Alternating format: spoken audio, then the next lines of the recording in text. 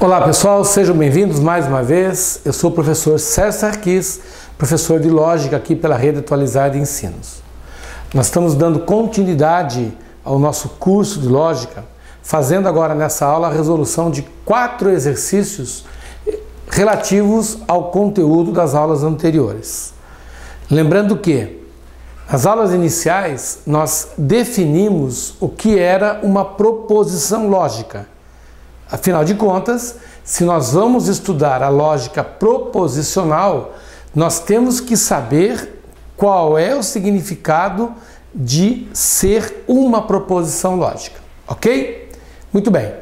Resumidamente, nós vimos que para ser proposição lógica, a sentença tem que ser do tipo declarativa, do tipo afirmativa, onde você vai afirmar algo e poder julgar se aquilo que está sendo afirmado é verdadeiro ou falso. Então, acompanhe na telinha o primeiro exercício da nossa aula de hoje, que diz assim: sabe-se que proposições são orações com sujeito, o termo a respeito de qual se declara algo, e predicado, o que se declara sobre o sujeito.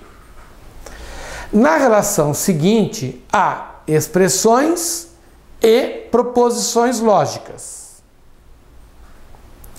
É correto afirmar que, na relação dada, são proposições apenas os itens de números. Letra A, 1, 2 e 6. Letra B, 2, 3 e 4. Letra C, 3, 4, 5. Letra D, 1, 2, 5 e 6. E letra E, 2, 3, 4 e 5. Então, o autor da questão, que é uma questão do CESP, ele nos dá 6 sentenças e pede que você identifique entre as 6 qual ou quais são, entre elas, aquelas que podem ser consideradas proposições lógicas. Muito bem. Então, vamos para a sentença de número 1, que diz assim: 3 mais 9 é igual a 12. Então, transformando isso numa linguagem matemática, você observa o seguinte: nós estamos diante de uma sentença matemática do tipo fechada. Ela é uma sentença matemática fechada. Essa sentença, eu consigo atribuir a ela o valor de verdadeiro. De fato, 3 mais 9 é igual a 12. Então, se eu posso atribuir a ela o valor de verdadeira, é porque sim, ela se trata de uma proposição lógica. Então, ela é considerada uma proposição lógica. Número 2. A número 2 fala no seguinte: Pelé é brasileiro.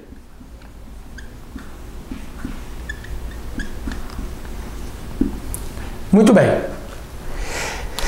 Você deve logo estar associando essa frase à figura do senhor Edson Arantes do Nascimento, apelido Pelé.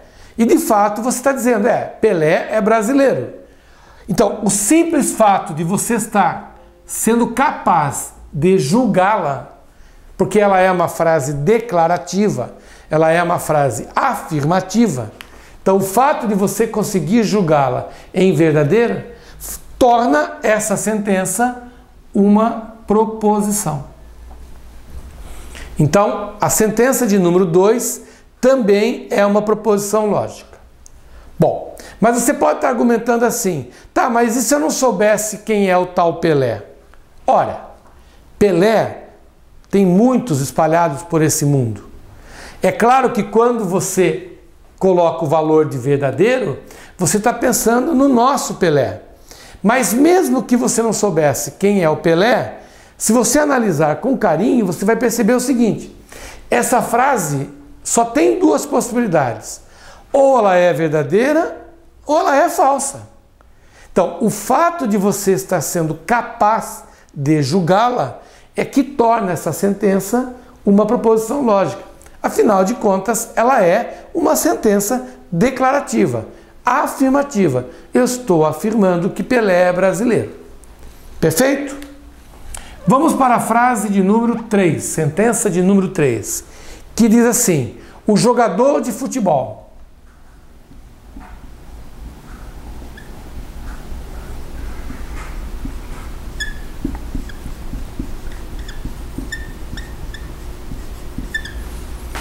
Muito bem, nós estamos diante de uma frase sem verbo. O jogador de futebol.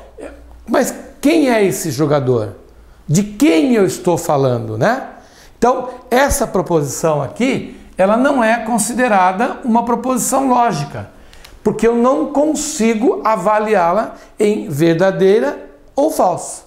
Portanto, a sentença de número 3 não é considerada uma proposição lógica. Perfeito? 4. A expressão 4 diz assim: a idade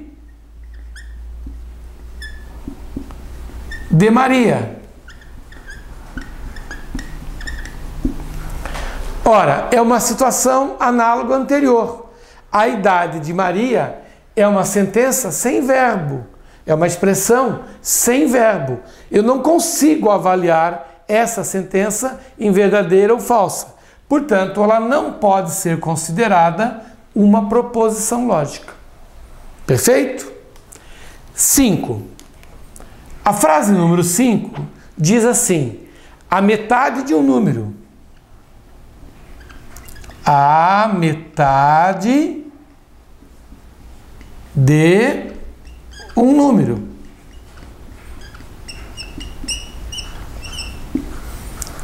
E para por aí. Então, é uma sentença análoga às demais. A metade de um número é uma sentença, uma expressão sem verbo. Eu não tenho como avaliar isso, porque tecnicamente, matematicamente, eu teria a metade de um número representada assim. Mas que número é esse de que ele está falando? E o que ele está afirmando sobre essa metade de um número? Então veja que eu não consigo avaliar em verdadeira ou falsa. Portanto, ela também não é considerada uma proposição lógica. Perfeito? A sentença de número 6 já diz assim, que o triplo de 15 é maior do que 10. Ora, o triplo de 15 é maior do que 10.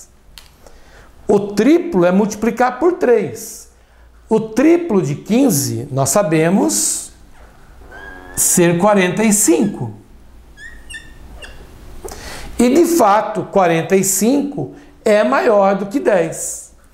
Então, o que me leva a considerar a número 6 como sendo uma proposição lógica é o fato, a capacidade que eu tenho em avaliar se aquilo que está sendo dito é verdadeiro ou não. E nesse caso, de fato, 45 é maior que 10. Então, como eu estou sendo capaz de avaliar a sentença proposta, isso faz dela uma proposição lógica. Portanto, das 6 alternativas apresentadas, as alternativas sentenças 1, 2 e 6 são consideradas proposições lógicas. E isso nós encontramos na alternativa letra A. Então a questão número 1 traz como resposta gabarito letra A. Perfeito? Vamos para um segundo exemplo. Vamos lá, um segundo exercício. Essa é uma questão muito interessante. Eu trouxe essa questão para a nossa sala de aula pelo seguinte motivo. A gente se habitua a estudar um determinado tipo de exercício E às vezes o edital, o autor da questão, muda um pouquinho a frase e a gente se embaralha todo, né? Já começa a se complicar. Presta bem atenção no enunciado desse exercício. Das 5 frases abaixo, 4 delas têm uma mesma característica lógica em comum, enquanto uma delas não tem essa característica. Frase número 1, que belo dia. Frase número 2, um excelente livro de raciocínio lógico. 3, o jogo terminou empatado. 4, existe vida em outros planetas do universo. E frase número 5, escreva uma poesia. A frase que não possui essa característica em comum é a letra A, 1, letra B, 2, letra C, 3, letra D, 4, letra E, 5. Então o autor da questão está dizendo o seguinte: nós temos uma sequência de 5 frases, das quais uma delas tem uma característica diferente das demais. A pergunta é exatamente esta: qual é, entre as 5, aquela que não apresenta característica comum a todas? Então vamos lá. A questão número 2 nos traz o seguinte: que a frase número 1 é que belo dia.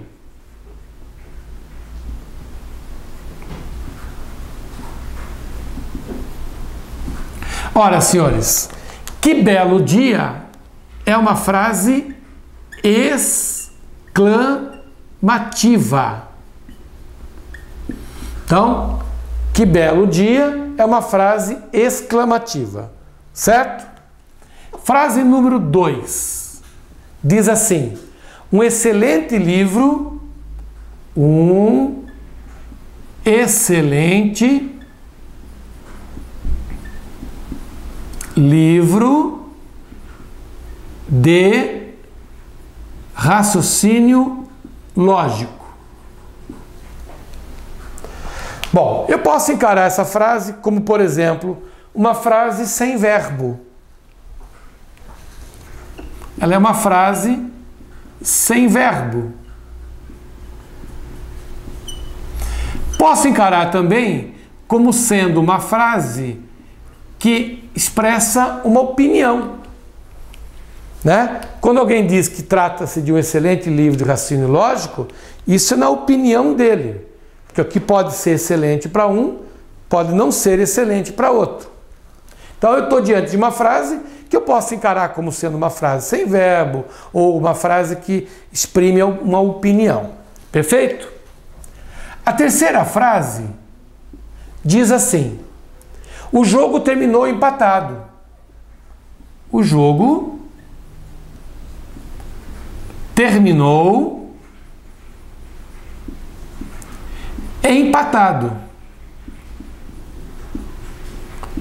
Interrogação. Trata-se de uma frase interrogativa. Perfeito. Sentença número 4 diz o seguinte: existe vida em outros planetas. Existe vida em outros planetas do universo.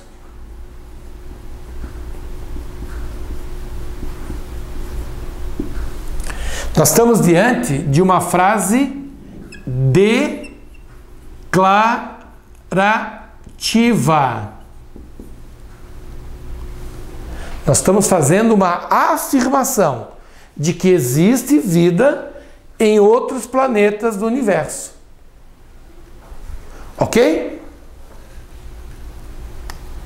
Vamos corrigir aqui, né? Universo. Frase de número 5 diz assim: Escreva uma poesia. Escreva uma poesia. Nós podemos dizer que nós estamos diante de uma frase imperativa. Alguém está dando uma ordem para alguém no sentido de escrever uma poesia. Então você já deve ter percebido o seguinte, que das 5 frases propostas pelo autor da questão, apenas a frase número 4 é considerada uma proposição lógica. Porque de todas as 5 frases, ela é a única a qual eu posso atribuir o valor de verdadeiro ou falso. Então, essa é a característica que destoa entre as demais. Todas as demais são consideradas apenas sentenças. Elas não são consideradas proposições lógicas. A única que vai tratar como proposição lógica é a frase de número 4. Portanto, a resposta dessa questão é a alternativa letra D de dado. A sentença de número 4 é a frase que não possui essa característica em comum. Veja que o autor deu uma invertida na forma de perguntar as coisas. Normalmente ele pergunta qual entre as alternativas é considerado uma proposição lógica. Agora ele inverteu. Ele falou, olha, eu estou te dando 5 frases e tem uma aí que destoa das demais, por não apresentar uma característica em comum. No caso aqui, característica em comum é sentenças que não são proposições lógicas. Perfeito? Legal. Vamos para uma terceira questão? Vamos dar uma olhadinha para a questão de número 3, que você acompanha na telinha. Vamos lá. A questão diz assim: julgue a afirmação abaixo. Trata de uma questão do CESP. Na lista de frases apresentadas a seguir, há exatamente 3 proposições. Então, o autor da questão está afirmando que ele vai apresentar um conjunto de frases, no caso 5, e que entre essas 5 existem 3 proposições.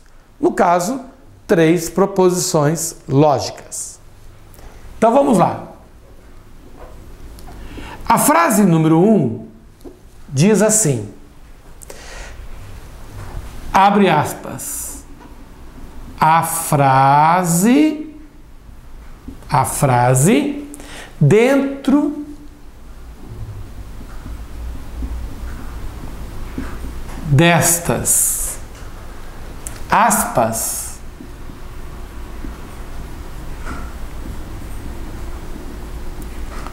é uma mentira. Frase número 2 diz que a expressão x mais y é positiva.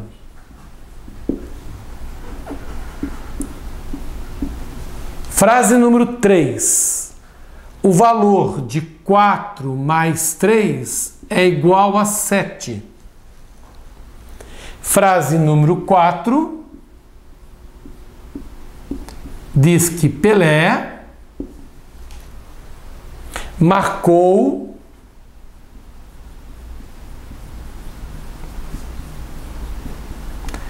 10 gols para a seleção brasileira.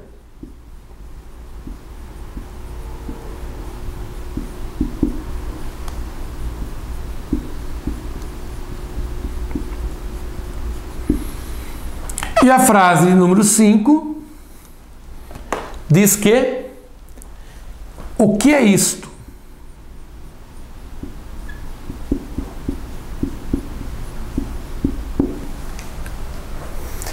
Muito bem. Então vamos fazer o seguinte, nós temos um conjunto de frases, vamos avaliar que tipo de cada frase é. Vamos começar pela mais fácil. A número 5 é uma frase interrogativa.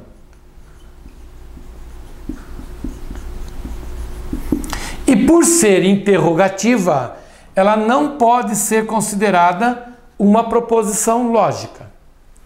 A frase número 4 afirma que Pelé marcou 10 gols para a seleção brasileira.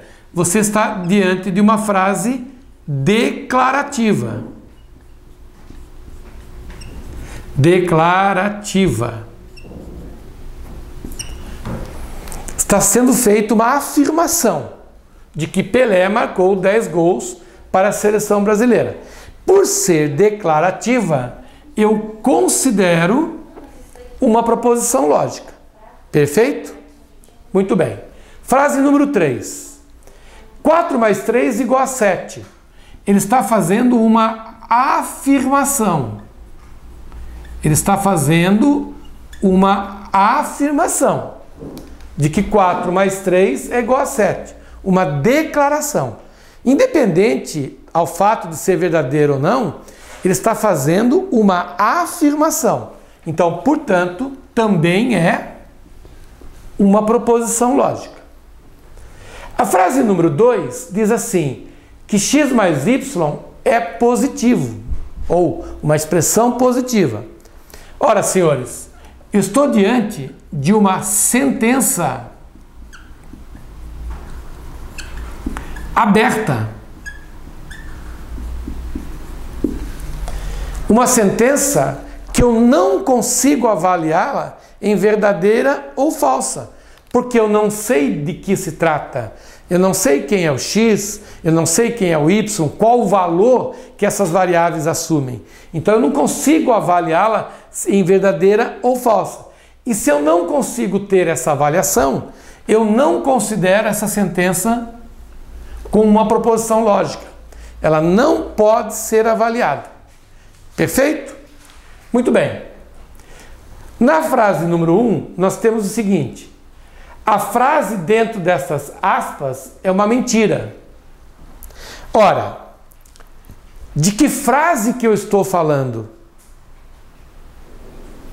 Então, essa sentença, ela é contraditória. Essa sentença, ela é um paradoxo. A frase dentro dessas aspas é uma mentira. De qual frase eu estou falando? A frase dentro destas aspas é uma mentira. Mas que frase é esta? Então percebam que eu não consigo avaliar o conteúdo do que está escrito. E se eu não tenho esse poder de avaliação, eu não posso considerá-la uma proposição lógica. Portanto, só existe duas proposições entre as 5 fornecidas por ele. Isso quer dizer, então, que a questão de número 3, a afirmação feita por ele de que existiam 3 proposições, é uma afirmação errada. Então, a questão de número 3, gabarito errado. Perfeito? Legal. Vamos dar uma olhadinha agora na 4ª e última questão, que é uma questão que trabalha com os chamados princípios do pensamento lógico, as regras básicas do nosso pensamento. Relembrando, são 3 os princípios. O da não contradição, que diz que uma sentença não pode ser verdadeira e falsa ao mesmo tempo. O segundo princípio, que é o princípio do terceiro excluído, que diz que não há possibilidade de um terceiro valor lógico. Ou a proposição é verdadeira ou ela é falsa. Não existe a possibilidade de um terceiro valor lógico. E o terceiro princípio, que é o princípio da identidade, que diz assim: se uma frase é verdadeira, ela será verdadeira. Se uma frase é falsa, ela será falsa. Ou seja, o objeto, ele representa o que ele realmente é. Perfeito? Então, veja como que essa banca examinadora explorou esse conteúdo em sua prova. Ele diz assim: acerca dos princípios do raciocínio lógico, analise as seguintes afirmações. Afirmação número 1, que diz assim: o princípio da identidade indica que uma proposição verdadeira é verdadeira e que uma proposição falsa é falsa. Portanto, a afirmação número 1 fala no princípio da identidade. E ela está de acordo com o que nós colocamos. O princípio da identidade estabelece exatamente isso. Proposição verdadeira é verdadeira, proposição falsa é falsa. Por isso o nome identidade. Então, a afirmação número 1 está correta. Vamos para a afirmação número 2, que diz assim: o princípio da não contradição indica que nenhuma proposição poderá ser verdadeira e falsa ao mesmo tempo.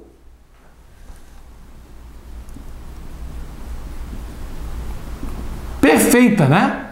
É exatamente isso, é exatamente essa a ideia do princípio da não contradição. Não tem como uma proposição ser verdadeira e falsa ao mesmo tempo. Ela será verdadeira ou falsa, nunca ambas simultaneamente. Portanto, a afirmação número 2 também está correta. Afirmação número 3 diz assim: o princípio do terceiro excluído indica que uma proposição poderá assumir um terceiro valor lógico.